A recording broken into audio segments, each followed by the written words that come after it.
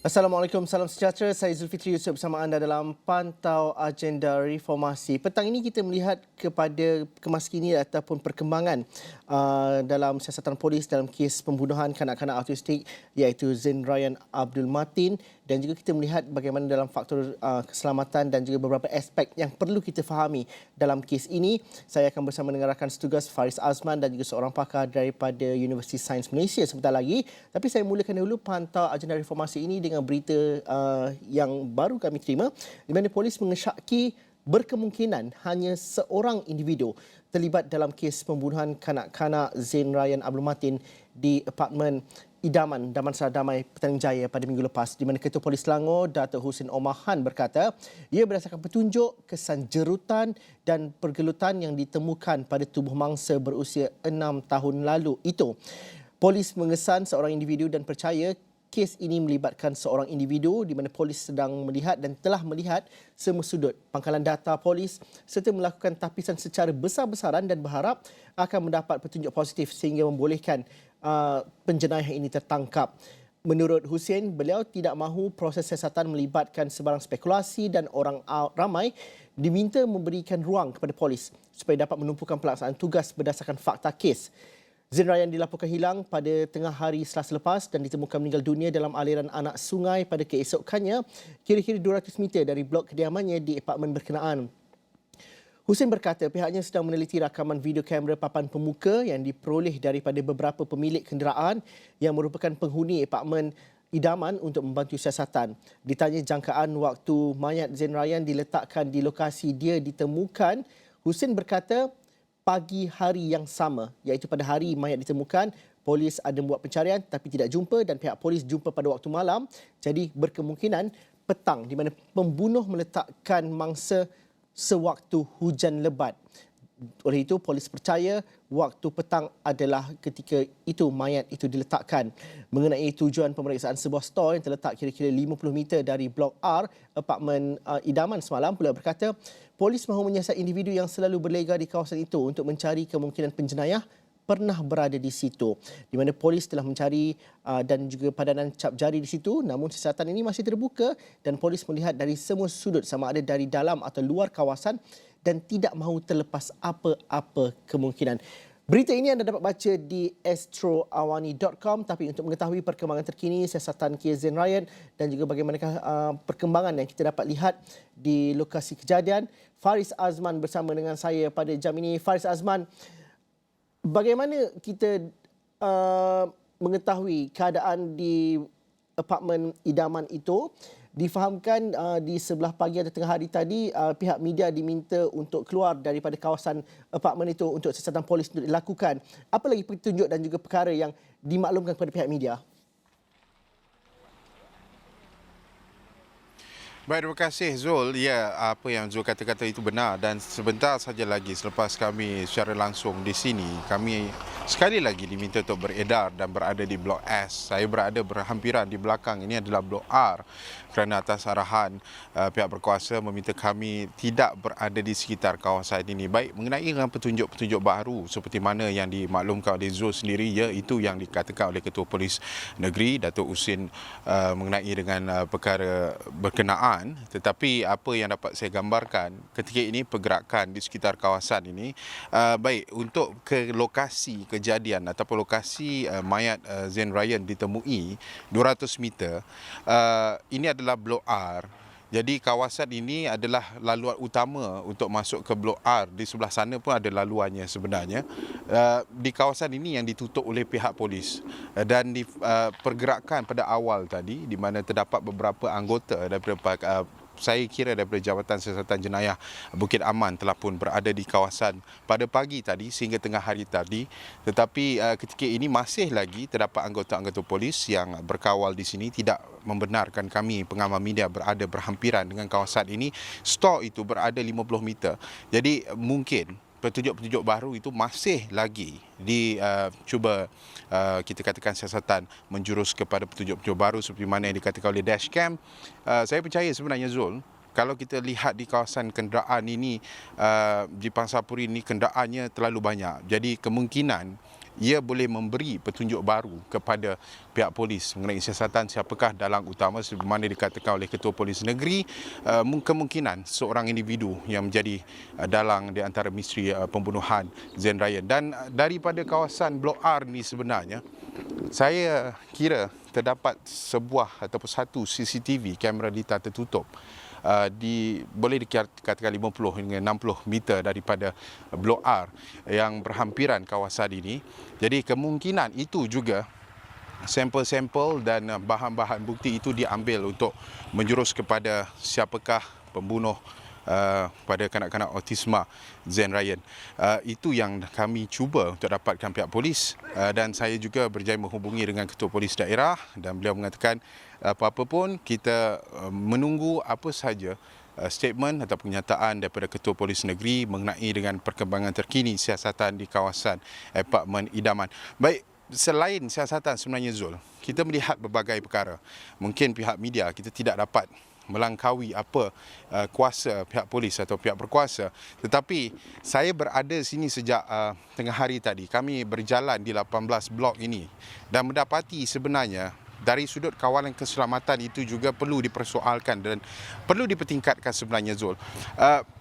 Pintu masuk terdapat 3 kamera CCTV, tetapi beberapa blok ini juga terdapat beberapa kamera CCTV, tetapi itu difahamkan kepunyaan penduduk dan bukannya pengurusan di sekitar kawasan ini. Jadi rata-rata penduduk yang kami berbual sebentar tadi juga mahukan tahap keselamatan terutamanya dari sudut kamera litar tertutup dan juga terutamanya pos pengawal berada di hadapan pintu keluar jika masuk di sekitar kawasan apartmen ini kerana ia melibatkan pendudukan yang ramai. Jadi tanpa kawalan itu penduduk ketika ini merasakan keselamatan mereka itu agak terganggu dan tergugat, Zul. Faris, kalau kita fahami semalam sesi pihak polis juga melakukan pemeriksaan dan juga mengumpulkan data-data yang berkaitan dengan DNA dan sebagainya. Bagaimana pergerakan dan juga kehadiran anggota polis di apartmen idaman pada ketika ini? Adakah semuanya sudah selesai dan juga apa yang kita dapat fahami dalam di kawasan radius kawasan apartmen idaman itu?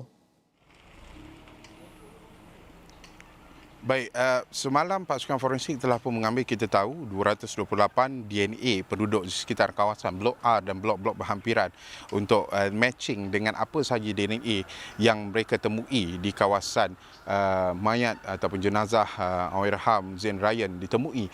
Jadi ketika ini dari pagi sehingga sekarang tidak dapat saya lihat kelibat pasukan forensik PDRM ataupun unit anjing pengesahan K9 yang dibawa di sekitar kawasan ini, tetapi dimaklumkan hanya pasukan penyiasat daripada Jabatan Siasatan Jenayah Bukit Aman yang berada sejak pagi hingga tengah hari tadi. Pergerakannya begitu, tetapi ketika ini saya tidak nampak sebarang pergerakan keluar dengan masuk anggota terutamanya pasukan forensik ataupun mungkin untuk mengesan DNA yang boleh membawa kepada mengesan siapakah suspek utama dengan kes pembunuhan ini buat masa sekarang.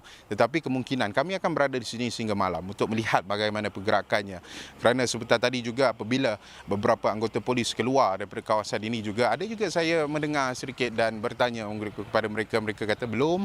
Tetapi apapun, saya fikir polis sedang berusaha untuk mengesan suspek utama dan kemungkinan kita tidak mahu spekulasi itu berlaku, tetapi kemungkinan ia tidak akan mengambil masa lama sebenarnya, Zul. Okey, Faris tunggu di talian ataupun tunggu di udara kerana saya juga melalukan penyertaan Profesor Madya Dr.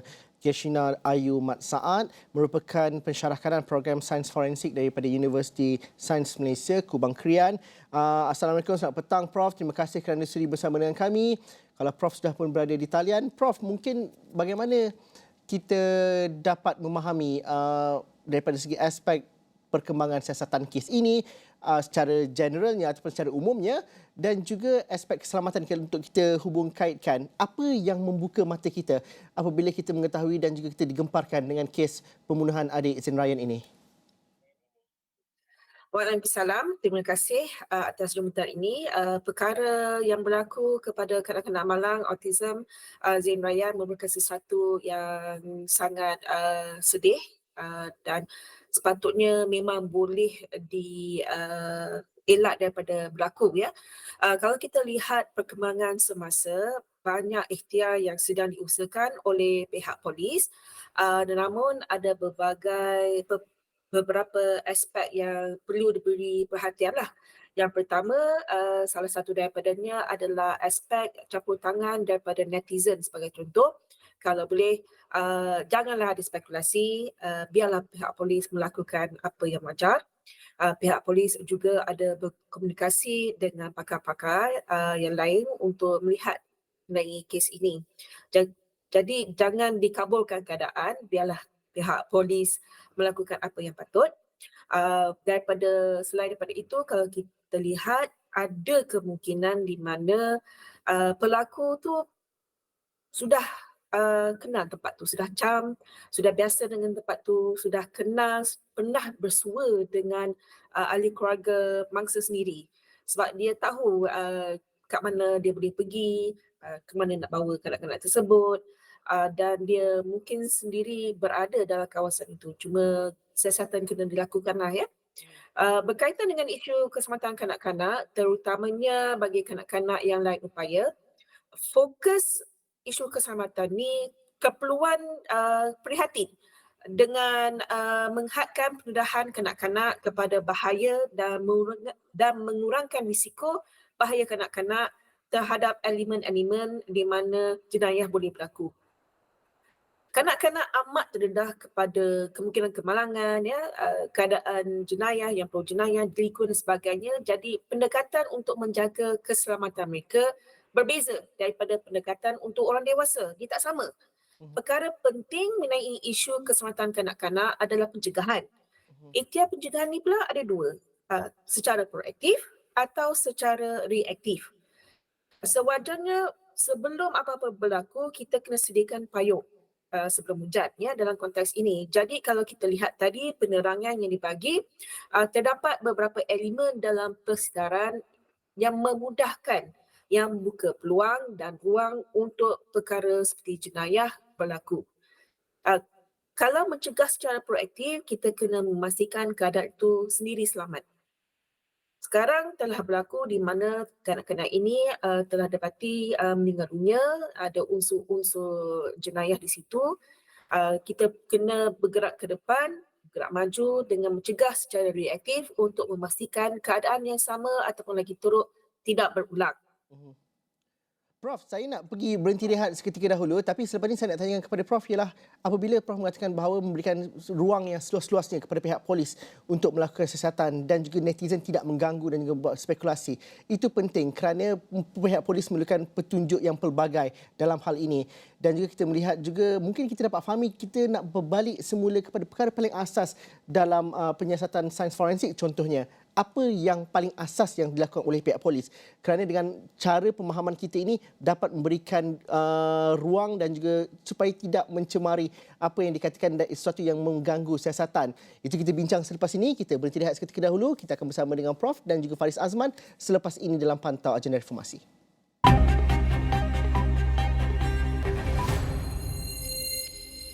Bertemu lagi kita dalam Pantau Agenda Reformasi. Saya bersama dengan dua individu dan kita bercerita mengenai siasatan dan juga perkembangan terkini siasatan kes kanak-kanak Malang, Allahyarham adik Zain Ryan, dan siasatan masih lagi berlangsung. Faris Azman berada di Apartmen Idaman di Damansara Damai dan saya turut bersama dengan Profesor Madya Dr. Gashina Ayu Mat Saad merupakan pensyarah kanan program Sains Forensik USM Kubang Krian.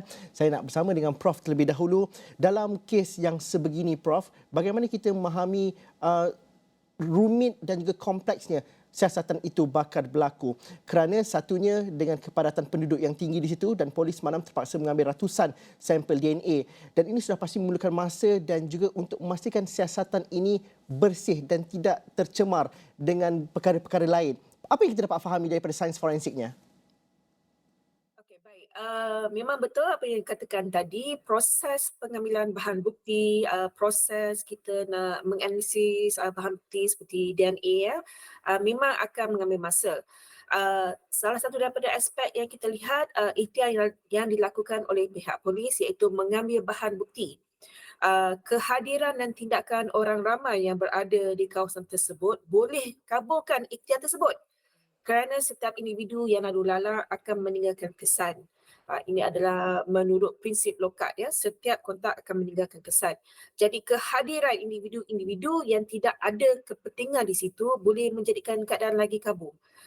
Pihak polis terpaksa mengambil begitu banyak sampel dan satu-satunya kena dibuat analisis bawa kepada Jabatan Kimia dan itu akan menambahkan masa untuk menganalisis untuk memastikan bahawa bahan yang diambil itu memang benar-benar boleh diguna ataupun bahan yang diambil itu tak ada kaitan langsung. Kadang-kadang individu seperti orang yang tinggal di kawasan itu buang puting rokok sebagai contoh ya. Kadang-kadang ada sebagai contoh rambut mereka terjatuh dan sebagainya. So, itu boleh mengkaburkan keadaan. Memang tak diragui mangsa di situ mungkin meninggalkan kesan juga. So kita kena asingkan yang tu. Pemangsa iaitu pelaku di dalam kes ini juga akan meninggalkan kesan dan kadang itu mungkin akan jadi sedikit overlapping lah dengan individu-individu yang berada di situ. Jadi pihak polis kena tolak semua bahan-bahan yang tak diperlukan. Bukan saja pihak polis tapi pihak Jabatan Kimia juga bekerja keras mengenai benda ini. Terdapat juga elemen yang kita kena fikir iaitu dari perspektif pelaku sendiri, ahli keluarga, saksi, penggunaan bahan bukti digital dan sebagainya. Jadi ini akan merumitkan keadaan. Kehadiran lebih ramai orang memang akan merumitkan keadaan. Kehadiran banyak bahan bukti, keadaan cuaca juga memainkan peranan kerana setiap bahan bukti ada jangka hayat dia. Jadi kalau seelok-eloknya kalau tak ada berkepentingan di situ, biarlah janganlah berada di kawasan tu, asingkan diri, biarlah polis menjalankan kerja mereka.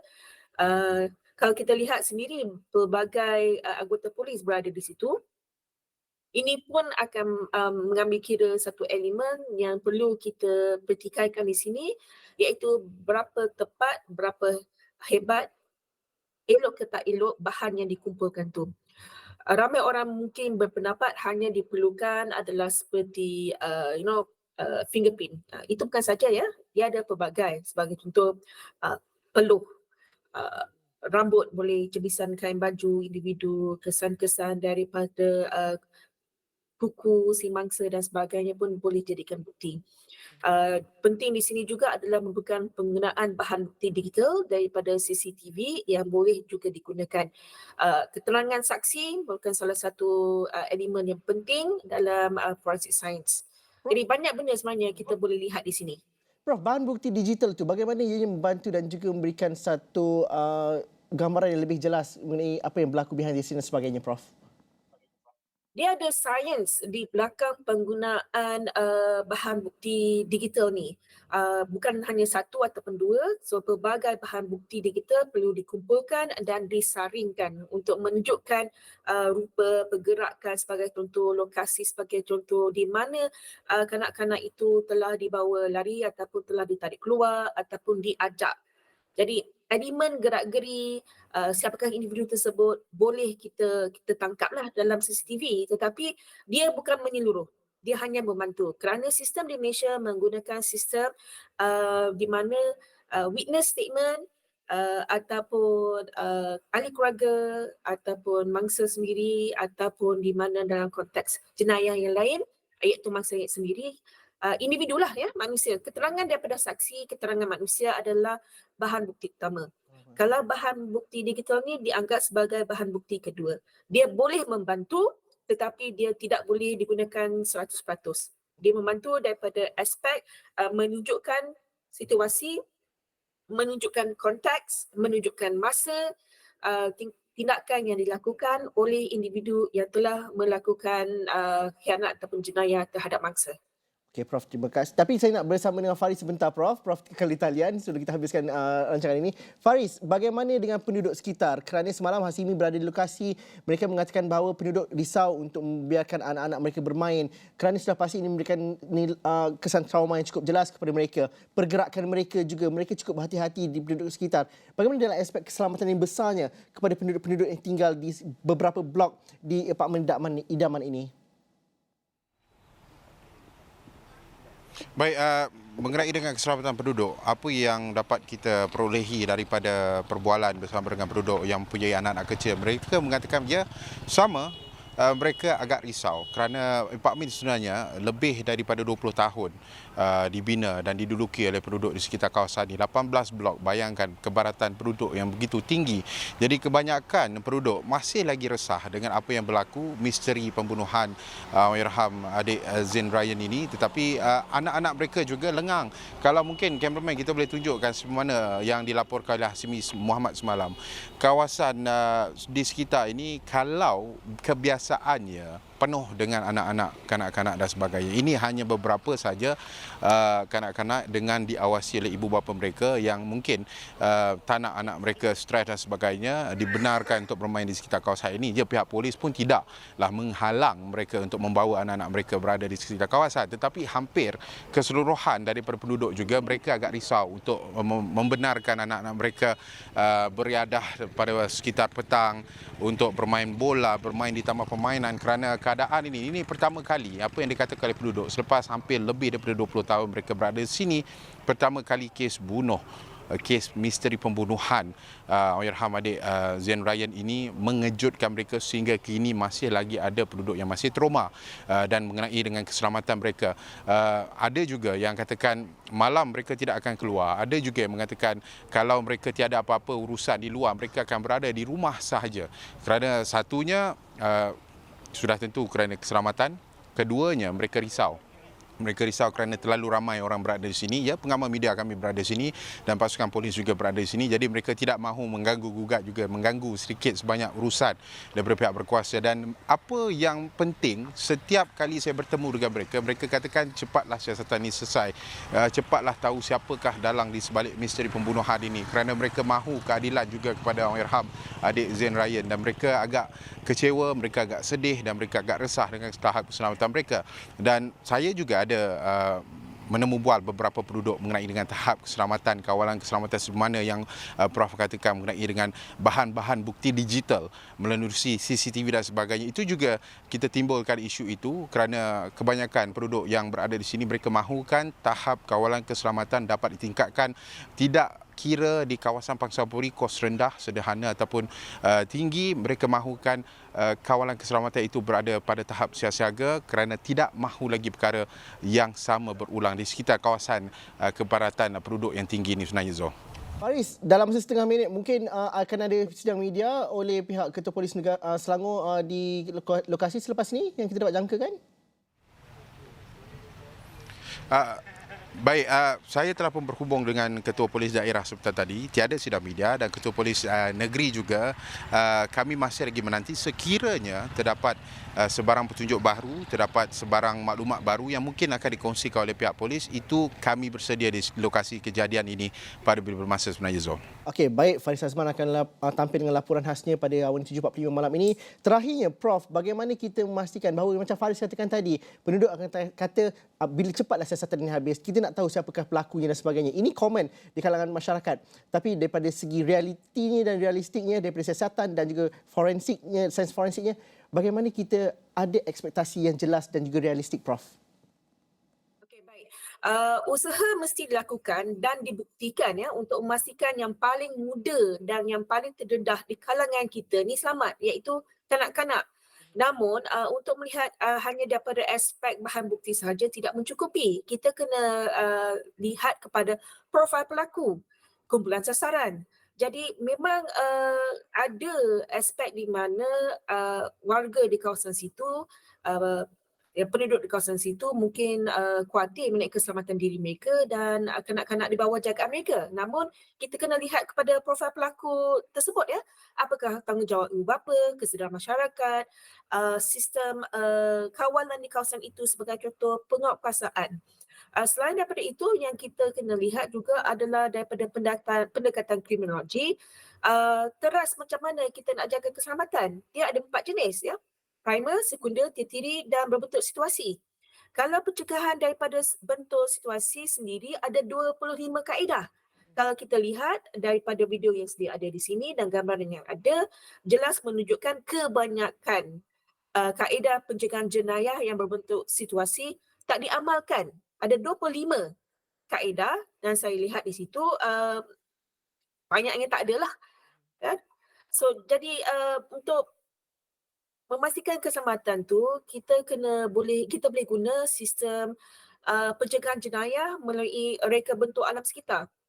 Di mana bersama dengan masyarakat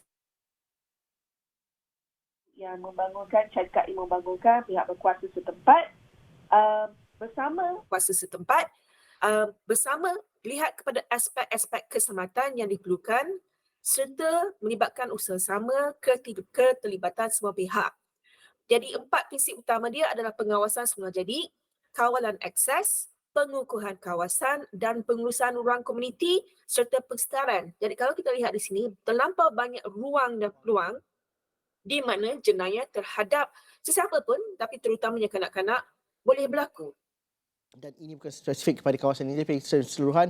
Prof, terima kasih kerana berkongsikan cerita, pengalaman dan juga kepakaran bersama dengan kami. Kita melihat kepada kes yang berlaku kepada kanak-kanak Malang oleh Raham Zain Ryan, tapi kita juga melihat di mana ramai kita mengharapkan keadilan dapat ditegakkan, tapi dalam masa sama memberikan peluang kepada pihak polis untuk menjalankan siasatan dengan sebaiknya, dan Faris Azman dan juga Esok Awani juga akan sentiasa memberikan kemaskini mengenai perkembangan kes ini. Terima kasih Prof, terima kasih juga kepada Faris kerana bersama kami dalam pantau agenda reformasi pada petang ini. Terima kasih kepada anda menonton. Assalamualaikum dan salam sejahtera. Kita jumpa lagi.